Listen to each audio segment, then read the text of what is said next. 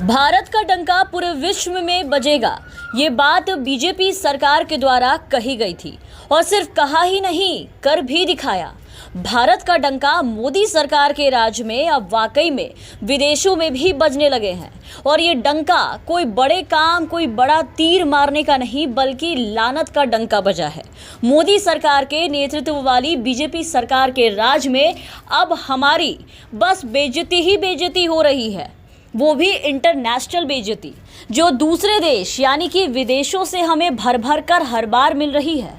और ये सब मोदी राज की मेहरबानी है। सरकार के मंत्रियों और नेताओं ने काम ही कुछ ऐसा किया कि अब बाकी देशों के बाद चीन में भी भारत के झूठ के खूब चर्चे हो रहे हैं, खूब बेइज्जती हो रही है, इंटरनेशनल बेइज्जती। जेवर एयरपोर्ट की तस्वीर बताकर चीन की तस्वीर शेयर करने का मामला अब चीन की मीडिया तक पहुंच गया है।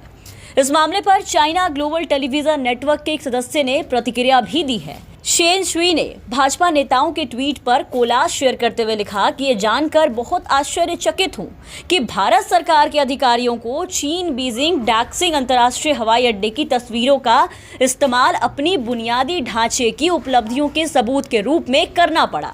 मतलब अब उस देश से बेइज्जती मिल रही है जिसे मोदी जी लाल आंख दिखाने की बात करते हैं, सबक सिखाने की बात करते हैं। अब तक 70 साल से दुश्मनी तो निभा ही रहे थे इनके साथ, अब मोदी सरकार के मंत्रियों के कारनामे के कारण ये चीन बेइज्जती भी करने लगे हैं और इस पे सरकार कोई जवाब देने लायक भी नहीं, क्योंकि काम ही कुछ ऐसा किया है जिसमें जवाब देते नहीं बन रहा। योगी जी तो मुंह छिपाए भाग रहे हैं और बाकी बीजेपी के नेता, प्रवक्ता सभी ने चुप्पी साध ली। जब तक गैर बीजेपी शासित राज्यों से विकास चुरा रहे थे तब तक बात घर में ही थी और घर की बात घर में ही रह जा रही थी।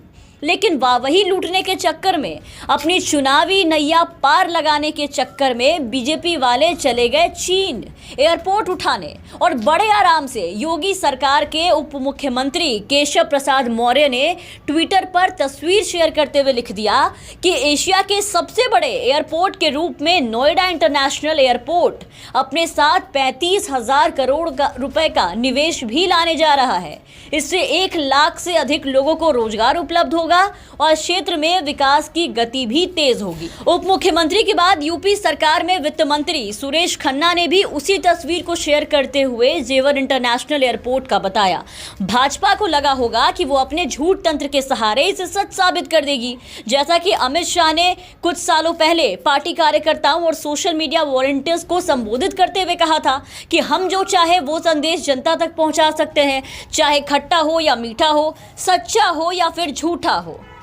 और इसे ही सच मानकर भाजपा वाले हर बार कुछ ना कुछ ऐसा कर देते हैं जिससे बीजेपी और खासकर योगी मोदी जी की जग हंसाई हो जाती है, साथ साथ देशवासियों की भी और पूरे देश की खिल्ली उड़ जाती है। सोशल मीडिया के ज़माने में भाजपा के सारी झूठ की हवा निकल जाती है। रिवर्स इमेज सर्च की मदद से तुरंत मालूम चल गया कि तस्वीर चीन की राजधानी बीजिंग के डैक्सिंग इंटरनेशनल एयरपोर्ट की है। बीजिंग का ये एयरपोर्ट दुनिया के सबसे बड़े एयरपोर्ट में से एक है। मामला खुलते ही मंत्रियों ने अपने ट्वीट हटाने शुरू कर दिए। हालांकि स्क्रीनशॉट और आर्काइव के इस जमाने में ट्वीट डिलीट करने का कोई फायदा होता नहीं, ये सबको मालूम है।